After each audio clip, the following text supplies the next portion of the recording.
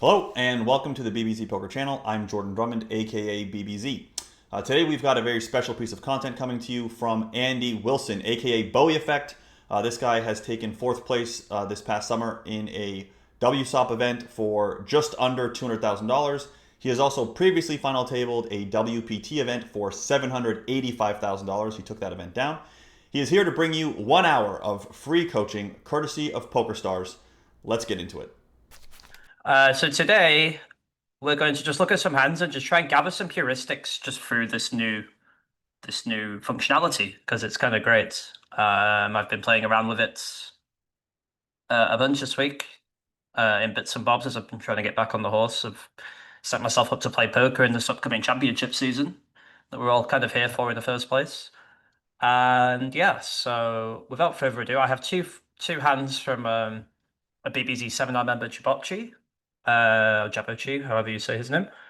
Two different interesting concepts, and then after that, I also have a couple of hands for myself from Scoop actually that I have not. I think I've kind of done like a basic kind of sim for like at least a couple of them, but I'm just going to have more of a detailed dive with this new kind of groundbreaking software. It's pretty amazing as ease of access to study. At least for now only Chippy V Freeway. That should be highlighted. It doesn't, we don't have a freeway multi-way ICM model yet in Wiz at least.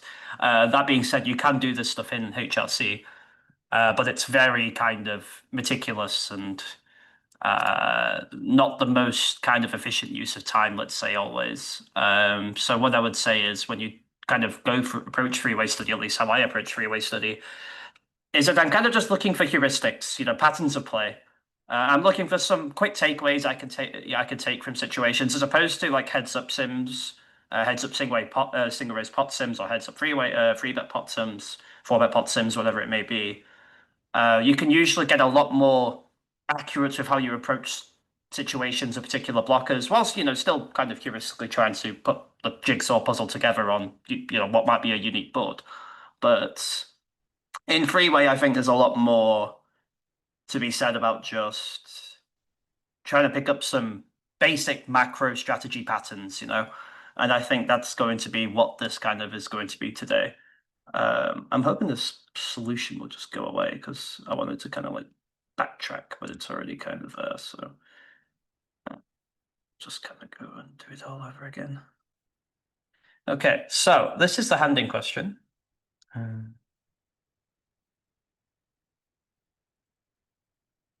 So this is our friend Jibochi opens off 60 bigs, under the gun +1 or under the gun 7, eight-handed. He gets flatted by the low jack, and he gets flatted by the button. He didn't give much of the details other than this was just a hand in some medium stakes tournament on ACR, and it's just some kind of you know run-of-the-mill spot as far as I can tell. The blind level might suggest there is some kind of distance into the tournament, but I'm not completely sure. It just kind of got posted without too much other context. So, let's firstly talk about if we were just to play Chippy V here, especially against a min raise, because the differences between facing min raises 2.3x's and 2.5x's are quite pronounced. And secondly, the other thing that you're kind of looking for with regards to these two ranges in particular, as opposed just to the RFI, is that like what are these other stacks behind us going to cause us in terms of problems when we're making maybe some of the looser flats that you might see at the bottom. So with that being said, how wide would you guys flat against an opening range look like this? Something just under 20%. We're looking at the suited eights. We're looking at king seven, king. Some people would maybe open king six here. I'm pretty kind of surprised that that's not even in there as a mix. You might see some people overcompensating the suited connectors. It's kind of picking 7-6 over 8-7 and 6-5 more than those two together. I guess there's some wheel stuff going on with this particular configuration of a chip EV sim I'm looking at currently. Some people might, pure queen check off, for example. What kind of hands are we looking to flatten the like? What kind of like? How wide do we think we could flatten the low jack with this kind of setup behind it? How do you think that would be affected by this kind of setup? And then converse, and then to add on to that, we'll talk about the button as well. After that, what do we think we're kind of looking for here in terms of what kind of hand classes do we think can free bet? What do we think flat? This kind of depth. We're still 60 effective with Jibocci. Obviously, the button in this particular hand, the low jack has 70 and the button has 73, but the opener is only 60 effective, as we call the effective stack size, as we'll see the hand play out. And the answer kind of is you kind of just do mixing across your range, and it's kind of important. So there are some hand classes here that you can see that stick out like a sore thumb with regards to like they just kind of start to have real problems facing a situation whereby you can just face an all-in. Like 1, 2, 3 bet to 6.5, there's gonna be lots of 4-bet non-all-in, but all-in is gonna be a very real thing here. And that's gonna be a bit of a problem with hands that just start to like regrets that decision, EV regrets. And the hand class you always kind of look for in that realm will be ace queen suited, ace jack suited, ace queen off good enough to bad enough inverted commas to free bet fold, king queen suited in there. But then you can kind of see with everything else in your range, everything's just kind of rolling a number and just deciding to free bet or not until you get to the lowest pairs that can VPIP. But everything else can kind of just free bets because the EV of free betting and calling, at least for chips here, is just kind of identical, as you can see. That's if anything's just clearly better to free bet, it will just free bet. Don't like get that. I see so many people when we talk about, like I'll do this some of the time without actually knowing what that means. Like you don't really do something some of the time if one decision's clearly better. Like Kings is just clearly better to free bet than to call. It doesn't not free bet. I see a lot of people randomly slow play aces in weird spots. It's clearly just better to free bets. It makes over a big blind more, just free bets. Don't get it confused, when we talk about this kind of thing. You can see ace king off actually does some weird kind of like calling to allow someone to free bet something weaker behind and then, kind of then spring the trap, let's say. But then ace king suited, it's just an objectively better hand than just free bets pure, Like you've just got like if you look at everything in terms of the lens of okay, what is the expected value of X decision and what's the expected value of Y decision, then you can kind of pretty quickly come to this kind of conclusion where it's like, well, this hand's clearly just better to free bet. This hand's clearly better to free bet. It's clearly better to free bet. These hands are the only pure free bets you have are the value. Queens is, again, pretty close. It's leaning free bets. But again, there's some similar ideas to ace king off. And then when we get below that, everything's just kind of a mix at some frequency. And this is when you do the sometimes this, sometimes that. A lot of people can be guilty of never free betting these hands, but in reality, there is some benefit to free betting them in a low jack, knocking out the equity behind, this, that, and the other. So in this particular hand, we're not to delve too much into this. What you can see on the button here, what is important to acknowledge in this situation is that the small blind and the big blind get a far better risk-reward price on their stack to jam if the button is too loose in calling, and even if indeed the low jack is too loose in calling, but particularly the button. You can see in the 60 BB sim that you can pretty much over complete every suited ace, basically. You can even dip into the 10-8, 9-7s kind of close as a one gapper. I would suggest if you have the 230 BB stacks, these hands are going to be a little wide, even if you're playing raw chips. If you're playing in a PKO where you cover people, that's different because you've got added equity behind. I believe in this spot, the button covers them both. So if this was a PKO, you would still be incentivized to kind of reach towards these hands just because you have the added overlay of playing for someone's bounty when you make a very strong hand. In spite of these big small blind and big blind being shallower, there's like a negative risk premium. There's like an overlay that you get to play for that's kind of doesn't exist for the other players, So there's some things to bear in mind there when you're trying to constitute these charts and kind of make sense of them. But anyway, fold, and we can see here that going to the flop at 8 SBR. I don't know if the chat's coming through for me properly because I've just got one private message. Could someone type in the chat? I don't know if I'm just not seeing the chat because I'm not seeing any message for at least 5 minutes. Okay, yeah, we're all still here. Yeah. Okay, everyone's just listening intently. No, that's fine. That's fine. Just wasn't sure. So yeah, now we're gonna get to the rough and tumble. So this is a deep stack spot with Jabot as the EP player, Jabotchi, out of position to the low jack, which is quite a tight range. And the button that's a little bit more expansive, but especially in this situation, maybe is a little bit tighter than we're going to look at. But we're just trying to pick up some basic patterns. Um, so if you guys face this situation, this will be the first hand where I would like some first point where I would like some a little bit of feedback from some people, hopefully, and we can maybe put some of pieces of the puzzle together and learn here. How would you guys approach a board like 10-5-6 at 60 bigs? And how would that change if you were 30 bigs deep? Um, what are the big differences between playing this more traditional deeper stack, 60 big blinds effective, or certainly if you get up to 100 BB effective, as opposed to like 30? What do you think is like a big difference, particularly for a hand class like this? Or even, to take that one step further, even a 10. We can stack off wide and 30 bigs. We go get in for two streets. Yeah, this is exactly it. So it's what we call a value threshold. If you have queens and your entire 60 blinds goes in, you need you need a pretty specific run out and a pretty specific villain type to be up against, whereby that's going to be like the most profitable plan of action, if that makes sense. Whereas if you're playing at 30 big blinds deep, there's not too, if you run into a set at 30 big blinds deep here, we're talking sub 4 SPR, right? We're talking like 3.5 SPR. Like, it's just, you're just chalking up to a cooler realistically, but there's so much to be gained in terms of just getting some value and some protection. And then obviously by extension, the lower stack that we go down to 25 bigs and to 20 bigs, the more we can actually start aggressively c-betting boards like 10 high and 9 high boards. But what we're going to see here at 60 is that we do actually need to start pumping the brakes immediately. We're too much at mercy of the board changing into two ranges that can have complete coverage on this board. Both players can have every set. The button can have concoctions of two pairs that we don't really have.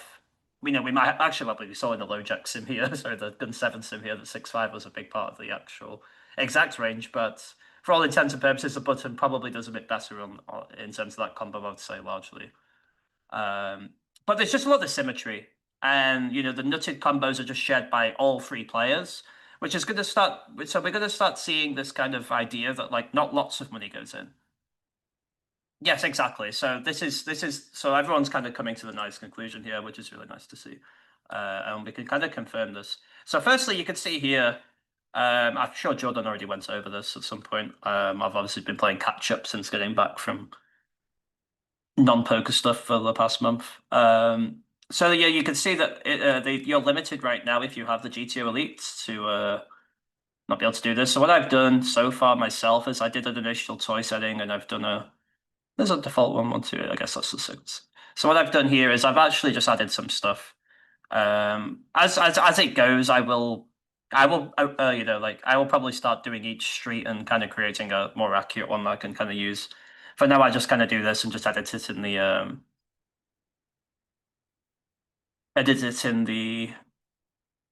sim as we go. You can see here that it's actually assuming that we're using the big blind here, so I need to actually go back and do it again. This actually happened to me last time, but I think if you just kind of do it again, it works, which is a bit weird. Still very new software, so you have to bear with me. So now, yeah, you can see now it's actually got my preload, but now I've fixed that initial range. So be a bit careful there. I noticed that actually the hard way when I was kind of playing around, that you have to just go back and click through the sim again. So we had the offsuit 10, the 10 of spades, and the 6 of hearts. And as you guys said, I think Sarah said it, pure check the deeper we get. That's exactly what we're going to see here. And so in terms of frequencies, who do we think has a stronger range between the low jack and the button? They should be a pretty easy answer. And then as a result of that, we should be able to kind of piece together who's going to bet more often. What do we think? What do we think? Who's betting more and why? And what sizing is being deployed? Do we think that this is a situation in terms of more of an exploitative lens, that people are going to start telling us what they have a bit too often with their bet size? I think it can be very easy to be guilty of that with certain hand classes that I'm thinking of. Low jack button is why they're closing the action. Yep, that's right. That's exactly it, yeah. So the low jacket, because he's got more people behind, and the button is assuming position. And yeah, you said closing action. Obviously, he's not exactly closing the action, but he gets to, assume that position with just the blinds behind and just, play cuspier combos for their EV just because he is the in position player post flop. Yeah, only small size, I think. Yeah, so that's what we're gonna see here, and I think in terms of a more exploitative lens and like kind of like just kind of to kind of platform from that. So we're going to see both of these things being true, which is great. We're going to see that the low jack can bet half the time. Everything's mixing. You can see even sixes and fives, not pure betting. Even 6-5, not pure betting.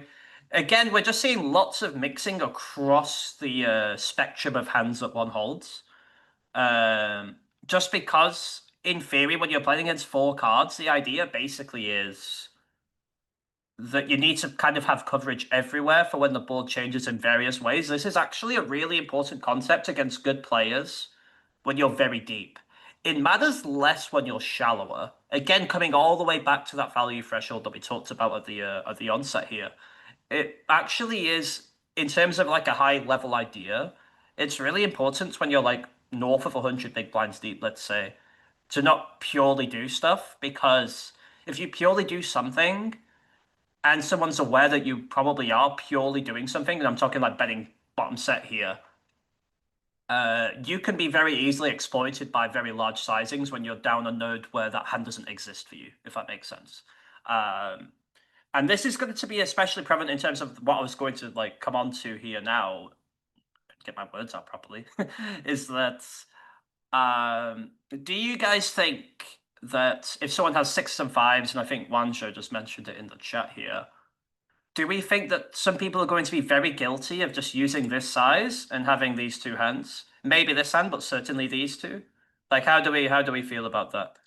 I think it would be pretty easy to do. I also think there are situations where you'll be fine doing that if you're against the right villain type. But it's something that you should be aware of that you're doing as an exploit, and you are opening yourself up to being exploited not only by people making big folds the times you do it, but also people being aware of the fact you would do that with that hand, and then also attacking the times when you don't do it, you know?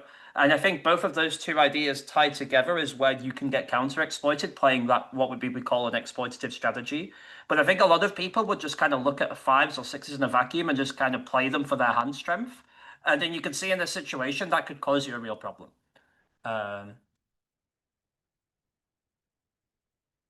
If we go to button, that's not true, Connor. 6-5 is the only hand betting, pure. But even sixes and fives in a little check back. You've got to remember there is a bit of like lower set coverage. Sevens, eights, nines can do some betting for low jack.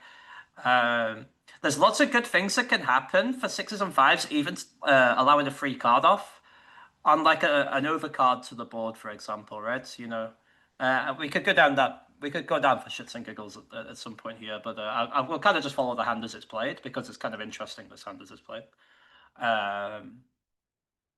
But ultimately, yeah, so the main point is, yeah, yes, like you guys highlighted, the deeper we are, our position to two kind of tight ranges here, but are not quite as tight as the low jack, but still pretty snug as opposed to playing against the blinds, for example. At this depth, that we're just going to see a range check.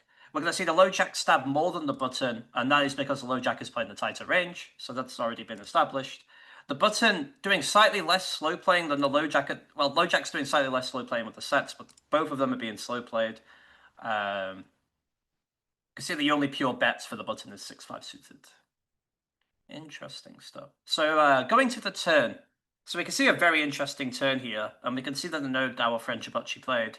It goes check, B55-ish, so 55% of the pot, 4.85 into 8.7-ish, so yeah, just over half pot. A call from the button.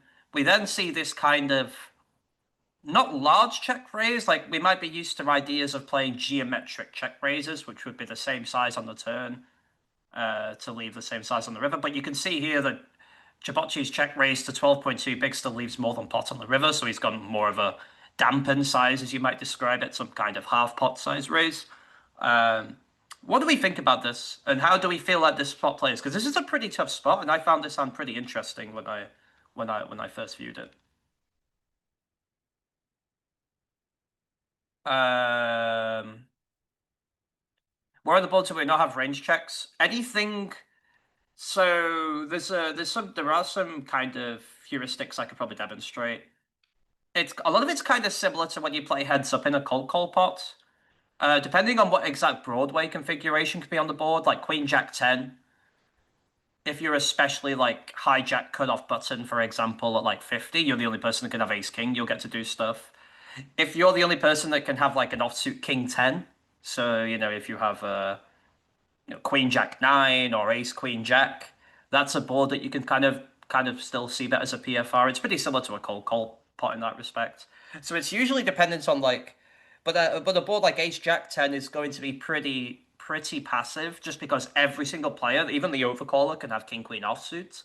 So then when every player can have an offsuit nuts, then that's kind of where like you pump the brakes and start being a little bit trepidatious, let's say, in your approach, if that makes sense. You kind of look for situations where you have an asymmetry in really good hands.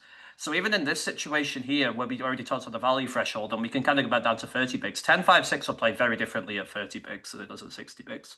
And that's just because of like what a good hand is and what a good hand isn't at 30 is very different to 60. So that's a very long-winded answer, Zach, to your question. But it all comes down to like what's asymmetrically good for the opener. Is it like he's like if you make a light King 10 off open, people aren't unless recreational is going to call you with King 10 offsuit. It's a bit too weak. But a hand like King Queen offsuit is going to be called not only by like the first guy, but it can also be called by the second guy. So that's kind of be like at the margins. That's how you would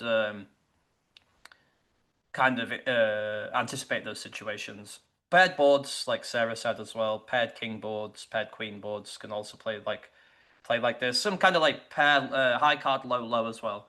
Yeah. Hopefully that makes some sense. It's obviously a very complex topic, and you kind of need to get into like the world of aggregate reports to kind of fully make sense of it. But hopefully that gives some kind of primitive insight, let's say. So we kind of nailed these ideas here, which is nice, and I think the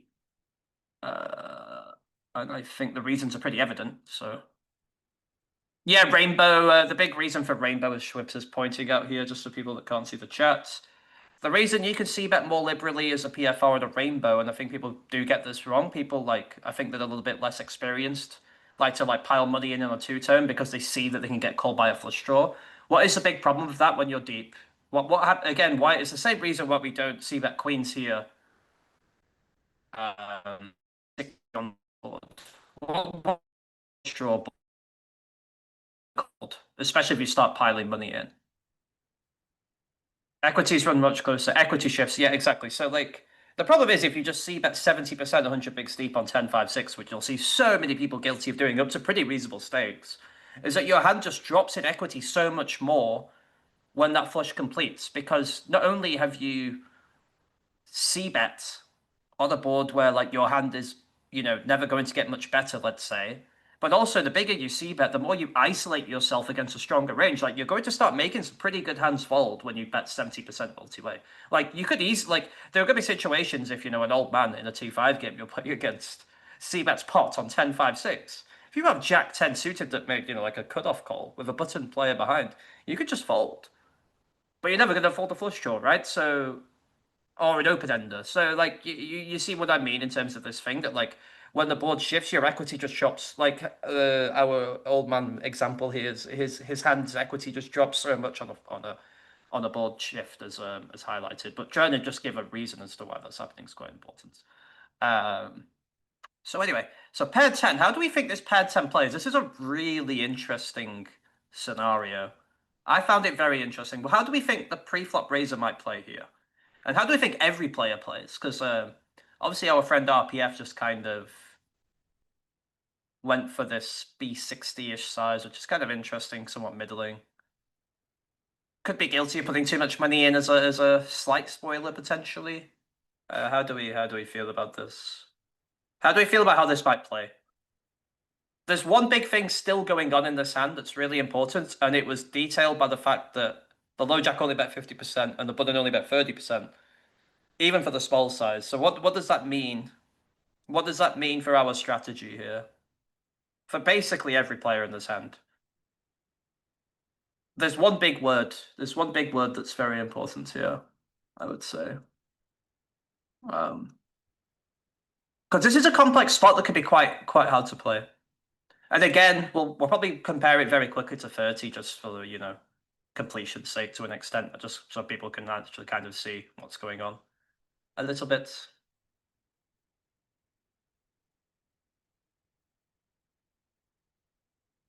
Yeah, so I've got a few messages in the PMs. I'm not sure why they're coming out in the chat properly, but everyone is still uncapped. Yeah, that's exactly it. So I think Giorgio mentioned it. So what we're going to see reflected here, and someone else also mentioned it, small bets only. Is it actually surprising how infrequently you bet the turn here? Would you guys? I was a bit taken aback actually looking at this because we can like. I guess this would be different if we were low jack against high jack and button. Why would even that kind of small of a difference make maybe quite shift this a little bit? There's one kind of big reason. All like the cards on the board. I'm looking here. This is the reason. So if we change it to Jack 6-5 Jack, this might look very different because of this triangle of hands here. If you're the low Jack, you start to open offsuit 10x pretty frequently. Yeah, exactly that. Yeah. So like that would actually probably be enough to shift our frequency up. And again, we're just looking for very minute things that make a bit of a difference in our strategy just to maximize the expected value, you know. What else sticks out here in terms of strategically? What kind of hand classes are betting the most, and why might that be the case? Yeah. So everyone got the idea there, which is pretty great. What's sticking out in terms of the hand classes betting, and why? Yeah, like I said, why might that be the case? There's also a really interesting one at the bottom too. That's maybe some kind of clue as to like where you still go with some ideas in these situations. So you can kind of see that you've still got nines and eights betting basically more than queens and kings. You have 9-8 betting to kind of like, duplicate this idea and obviously clearly just clear out some of the overcards and play it behind. 10-9, 10-8 betting more than any other 10 basically other than ace 10. There's just some very mirrored idea around betting this triangle. Still reflected here too. It's values that need protection and there's just some kind of similar mirrored effect here against overcards because you've got to remember too, low jack's obviously the sandwich and facing a bet, he's going to have a bit of a problem with these ace highs, but they are still a mixed call, slash a little bits of raising going on. But especially when you get rid of the low jack here, beyond him having to mainly defend pairs, except at the very bottom, of course, because they get counterfeit the most and they have the weakest of the bunch with a button behind you could still have better. Once we get rid of the low jack, the button now has to do some staunch defending with these ace highs, right? Even ace highs below the 10, which is pretty tough, you know? He's doing some weird mixing with the low pairs. Again, these get counterfeit quite a lot. It's taking threes over fours and deuces, which is kind of interesting because Gun was betting threes the most. So that's some interesting heuristic stuff. I guess it's something to do with ace four, is it? It's in there a bit. Not really too sure about that one. But yes, especially against the button sack. That's a really good point to bring up. The nines and eights, not only do they kind of like it's around this idea in terms of nines and eights betting the most frequently, these hands actually bounce up when the button improves. That's a very, very good point. And that's mainly against the buttons range because it can be easy to miss this because the low jack doesn't really have this straight compensation in terms of the draws. It's like fleeting, and it would depend on what format you're playing on the pick stack sizes. But definitely against the button, that's a really good thing to highlight actually that I didn't immediately pick up on, but that's exactly right, I think. Yeah, that's well pointed out. That's very, very well pointed out. But yeah, the ultimate idea in terms of the sizing and the frequency, you can kind of see again, this low jack's still the strongest range of the three. His frequency of betting still high. So even though he's betting half the time on the flop and checking half the time, now he just goes ahead and bets pretty frequently. And he just bets very frequently with hands either worse than ace high, so the king highs are now purely bluffing. This is kind of an important point. Still some tricky mixing with a 10x, maybe to allow button to stab for protection himself, have gun call his ace king, and then do some backwards check raising. There's all kind of these mixed kind of nodes in these situations. And for that reason, fives checks more than sixes.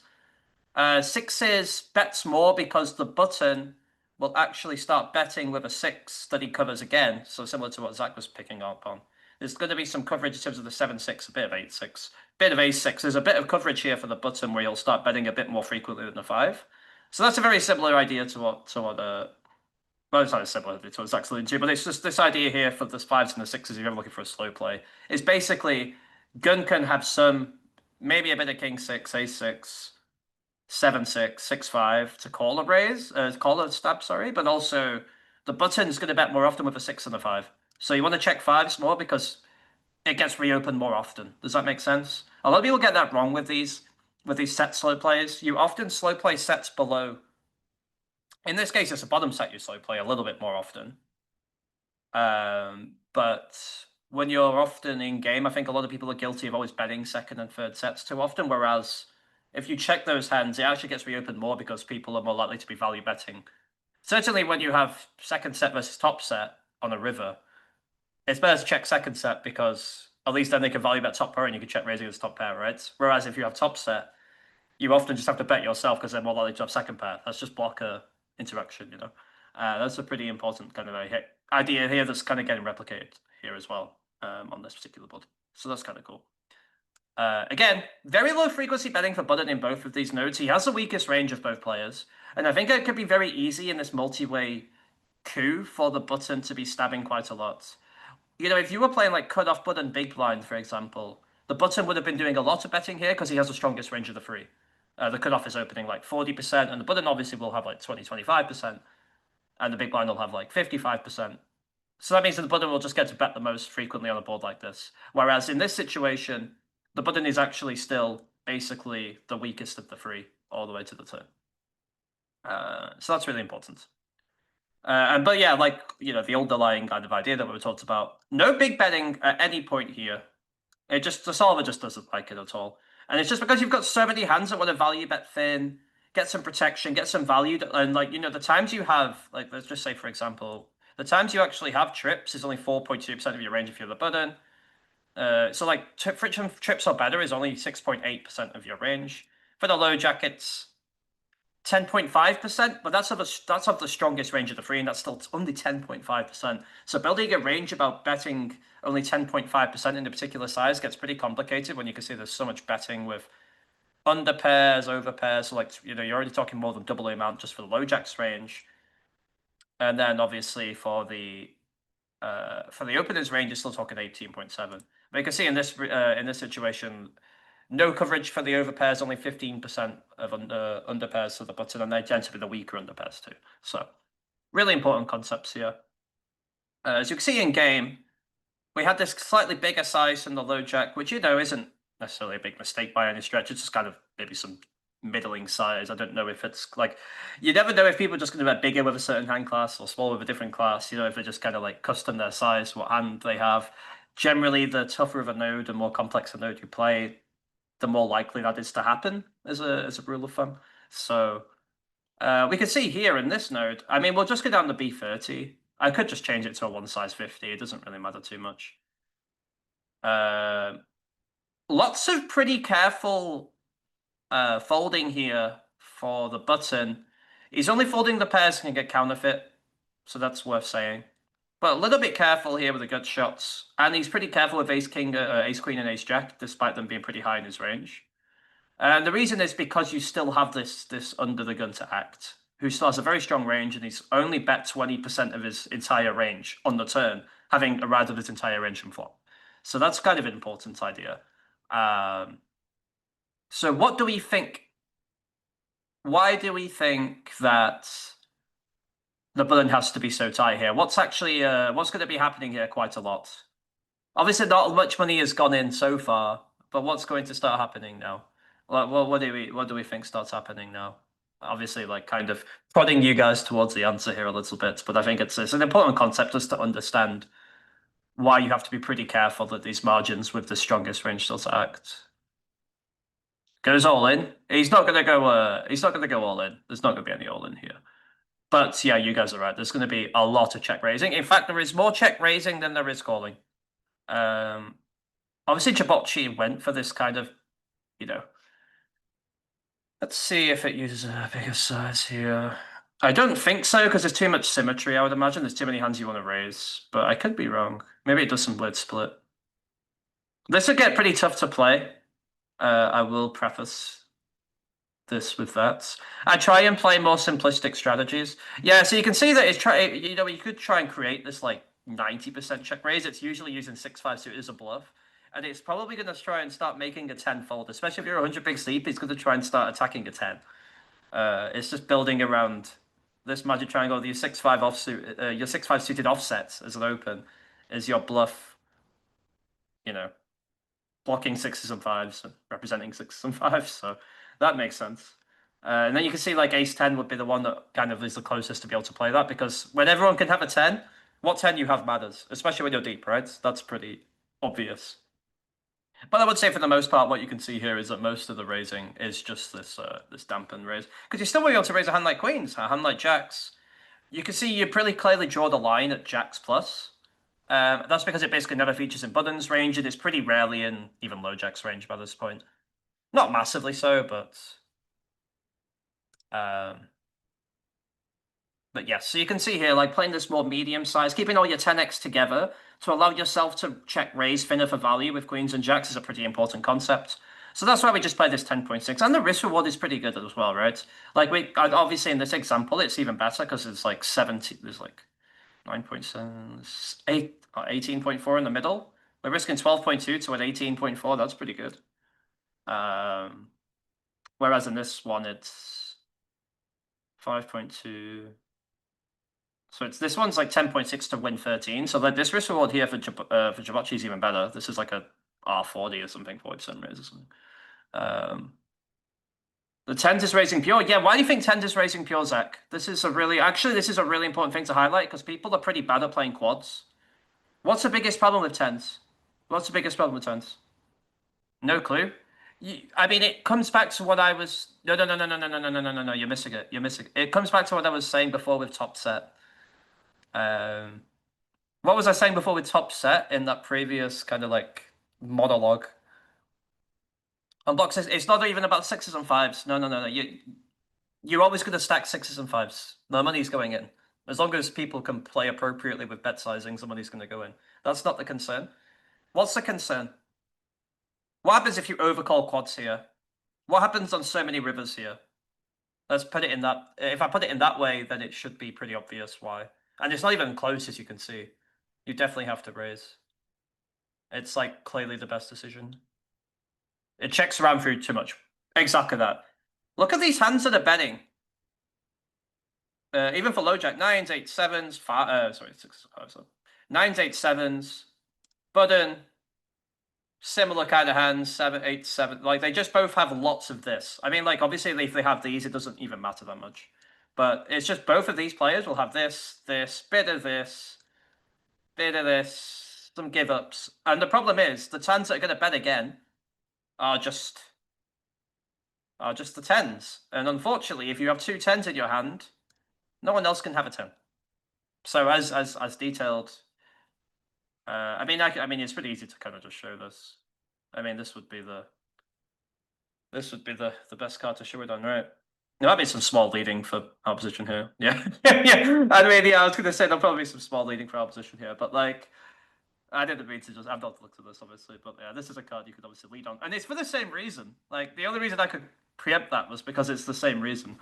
And again, you'll see here. Look, if you have kings, for example, you just lead the river. It's not even clear what, like, even in this spot where it just randomly goes lead, now a 10's actually kind of in a difficult situation. It's ace 10. I mean, like, basically you just can't raise a 10. Except jack 10's doing some offset bluffing with the 10 against button folding a 10, I guess. There's some weird solver noise going on here. Yeah. That's exactly what's going on there. But, like, yeah, the reason you can start leading this river then, for example, as gun 1 is because you just have an asymmetry and ace king and have some aces, have some kings, and they can just start leading because you just have such a density in this region, and there's still going to be some raising, mainly from the button here, I guess.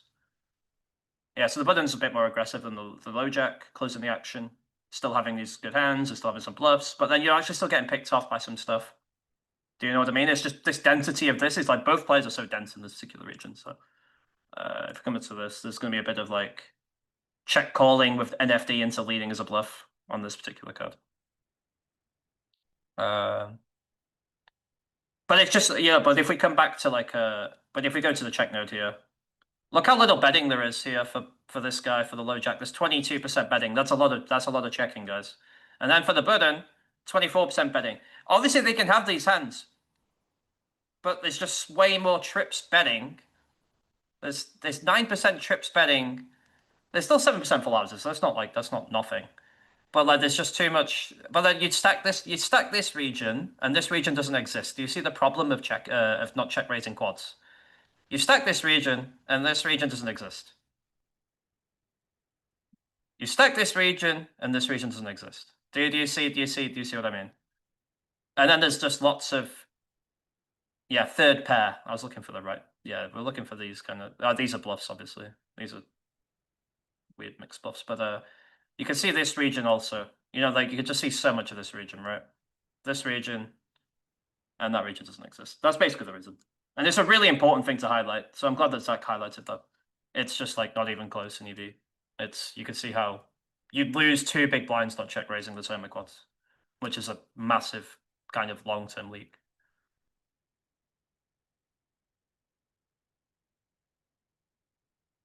That's awkward, Zach, because what are you getting called by? Yes, you could ask what you're getting called by when you check raise and jam the river. But then the answer, my counteraction to that would be like, how profitable is it now to check raise these flush draws that we were playing very slowly? Because people are just so dense in having that 7s, 8s, and 9s region, right? And obviously that's why you're asking about the 7s, 8s, and 9s or a hearts.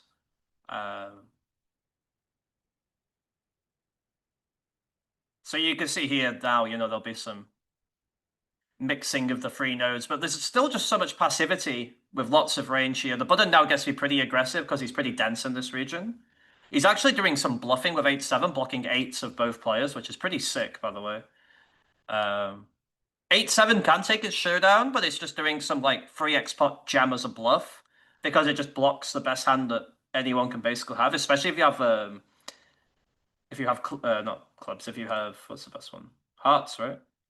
Obviously. Is hearts the one that's pure because it 8-7 hearts? Yeah.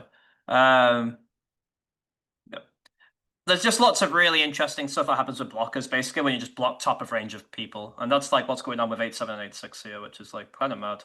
Because obviously they can check and win, inverted commas, but like you've got to remember too, what's a big difference between 8-7, 8-6, and 9-8 here as well? Just like this is really kind of fancy stuff. And I like that we've just done one-handed this entire seminar, but it's been quite interesting.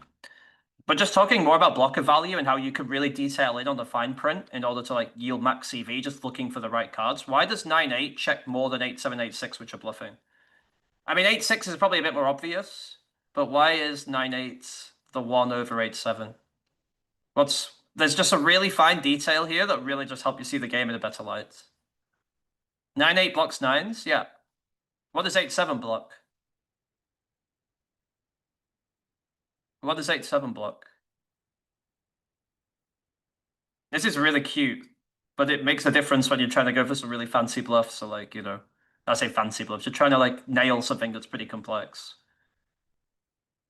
Not 7-6. Yes, 7-6, but not that. I mean, Molten Ashes said 9-8 blocks 9s. So what does 8-7 block? No. 7s. There you go. What could an 8 beat? And what could an 8 lose to? This is basically when you're looking for these fancy bluffs, what could an 8 beat and what could an 8 lose to?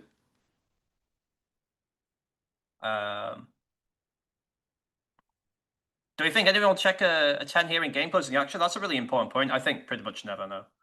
Kind of mad though, right? Why do you think you check a 10? Why do you think I check a 10? I was dialing in on this really cute thing, but we'll come back to that in a second.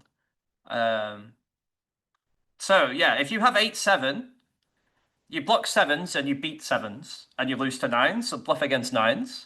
If you have 9-8s, you can still lose, but you have more check EV. Could you see like the check EV is like majorly different between the two, even though they're both just an 8. And the reason is when you have 9-8, you block 9s and you lose to 9s. So it's less likely that someone has 9s, so you can check more. Whereas when you have 8-7, you block 7s and an 8 beats 7s, so it's more likely you use the 9s. Which is logical when I spell it out, right? But it's like, you'd be hard pressed to know why you would just see such a difference in EV between these two hands. It's very cute. But yeah, coming back to what Kevin says. Yeah, that was a bit of a fancy one. That was a bit of a fancy one, but it's kind of cute. I like those kind of interactions. That's kind of like what get me going sometimes, you know. Yeah, that one's pretty cute. So why do we think we check back 10x here? That's a really good point. So obviously low jack in this situation, bet, call, and this is like under the gun just calling. Why do we think Why do we? No, sorry, undergun +7. Why do we think we have to be very careful here as button? Because obviously there were some big bets. There's some big, 70% bets, and ace 10 clearly just about, like, kind of just about qualifies sometimes. And there's also a difference between the diamonds and the hearts. Why do we have to be really careful here? What's the problem? What's the problem with the eights? What's the problem with the eights? Obviously, it was Zach that was asking about the offsuit 7, 8, or 9. When they get called by better, both players are uncapped. That's exactly it. Both play like if you think about the hands that like don't bet the turn or elect to bet the turn, but then overcall is under the gun in a spot where he's not doing much calling and he's doing a lot more like linear raising. Pocket eights is like right up there. Pocket sevens is right up there. Pocket nines is right up there. So you're actually going to start running into just boats, and not only can under the guns +1 have boats, so can a low jack. Like, yeah, he might bet eights. What's a really good thing to do with eights here if you think someone's just always going to bet a 10? It's saying here that the check EV of eights is pretty close with the 8 of hearts. It's checking without the 8 of hearts and betting with the 8 of hearts. And that's something to do with the button bluffing that 8 of hearts, blocking the 10-8 suited combo. That's the reason, but it's pretty fancy again. But why? I actually think in game, pure check will be the best play with eights by a long way. Because do we think people are going to check nearly enough with this range? So this is a really good exploit to make here, right? What other good thing can happen if you check eights? What other good thing can happen if you check eights here? Even before the fact that you get to check raise. Because you're multi-way. What's the other really good thing that can happen? For number one, which is the most important reason, is that people are not realistically going to check trips enough here. But like learning as to why we check trips, once we've capped ourselves largely on the turn by just overcalling when we would raise all our good hands. This is a really important point as well that I didn't quite touch on. After he goes bet call, you can see that there's a lot of raising for. Oh, sorry. Oh, it's call only. Sorry, no. No, it's a prior thing. I got myself confused there, looking at the wrong thing. Why do you think? Coming back to what I was saying, why do you think it's really cute to check eights on the river? Not only because, I mean, this is the main reason, but the other reason is that under the gun now is going to do a bunch of calling too. Like, he should do a lot of pretty big folding here. You know. But at the same time, if you think someone's just going to purely bluff catch aces no heart, for example, or arrive at kings no heart and just decide he has to call or whatever, quite often, in fact, instead of just folding very, very frequently, except when he basically has a 10 or jacks exactly, for whatever blocker reasons going on there. I guess it's something to do with Jack 10 betting the least or something somewhere. Anyway, the point was not only do you capture the EV from someone not checking back a 10 enough in a spot where it's like not immediately obvious to do so on this card, although it's a card that hits both players still involved in the hand. The other reason would be that you can get a call from under the gun 7 before you check raise, which is still a load of more money in the pot for you to win. That wouldn't have been there if you just bet and button had called, If you just bet and button calls, then under the gun's probably just going to fold. A pretty big hand. But if you allow button to be the one that reopens the action on the river after you check, then you give under the gun a chance to bluff catch before it even gets back to you. Do you know what I mean? Like, that's another kind of key thing that you can always manipulate in these free-handed scenarios. It's quite important. So yeah, just coming back to this hand, I mean, I hope to do more than one hand, but this hand was really interesting, and hopefully it gave you guys some insights onto like a pretty complex board. I had like 5 ready to do, but I only ever do 1 or 2 in a seminar because that's just kind of how I roll. Well, just quickly cover this, and then I'll let you guys go to the fine at next tutor. Lots of linear raising, not much raising now from low jack. Little bits of clicking cutesy with the 6-5, 6-5 again. 6-5 is just like the one to choose in the spot where you can, block the top of range. The button's going to do some cute back clicking here as well for the same reasons. It starts mixing some 10x to raise, and it's kind of like you'd see a lot of this in Sims. You'll see if you like ever do a bit more exploration. A lot of the times you actually bluff with like trips in spots that are very deep because it kind of also blocks the best hand, and it's just like some weird conjoined like cooperation game of you're going to call certain faults. So it gets really weird. Obviously, like 6-5 again would be the one to use, but That doesn't exist a button in this sim. This is like 8 hard super, right? And then in this situation, I'm not sure what the guy showed down, but Chibocci has to be very careful with 10x. And the reason you would be very careful with 10x here is that you've made a lot of very good hands fold with this player behind, having check raised. The button's still uncapped, so the low jack has to be very careful. And as a result of that, what happens on this river, because Chibocci was asking if you played it very well, you played it great. The low jack has to be so careful in the sandwich of what he continues with that he just improves way too much of his range on this river. That you just pretty much check everything because it's just going to get reopened so much by a flush. And there's just lots of like, well, I say by a flush, he's actually checking a flush. I don't think people check a flush here, but I could be wrong. Lots of very big betting here, and you're just kind of in the pin. Lots of really like cutesy things happening here. So if low jack just decides to mix up a float with these pairs, he then just has to like pure bluff the river against some fancy stuff. Key takeaways on Multiway. Just from this particular hand, I wanted to do a bit more, but it is what it is. I would say tread with caution, deep stack, including on turns, because there's so much symmetry. Be willing to make some pretty sneaky checks. And you know, don't be shy making linear check raises because you can have some really good hands in your range. You can see that demonstrated here as well in this node. I think that's it, Kevin. And I think the other thing to look out for from the exploitative lens would be just kind of be willing to make some big folds, just hand reading what people are doing. Because people will just literally tell you what they have too often by, I think, going back to these original nodes and just betting big with these hands. And the times that they don't, and if you think they are playing like a hand fit strategy for like their bottom set or what have you, the times that they bet small, then be willing to pounce and get really aggressive with it too. You know, I would take that exploitative lens and go both ways of it, if that makes sense. So yeah, from this sim, that's what I would say would be some really cute things to look out for. I'm sorry that we didn't get to another one, but this was quite in depth and there were a lot of cute nodes to look at in this sim. And I hope you guys enjoyed this little one sim 45-minute seminar, but that's fine. Yeah, exactly. This is for people that have been to Bowie seminars at BBZ. This is what's to be expected. So if you signed up for the paid, we usually maybe get through two and a half in like an hour, 75 minutes. But I think it was a very cool sim, and hopefully I think in the future BBZ seminars we'll do some of the other boards and cover them in similar extensive depth. Hopefully. Yes, very important pre-flop. Yeah, considerations pre-flop are very important. Like exactly what combos people can have makes a massive difference to your approach.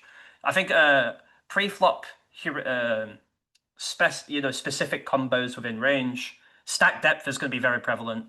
And yeah, don't put too much money in the pot when you're deep.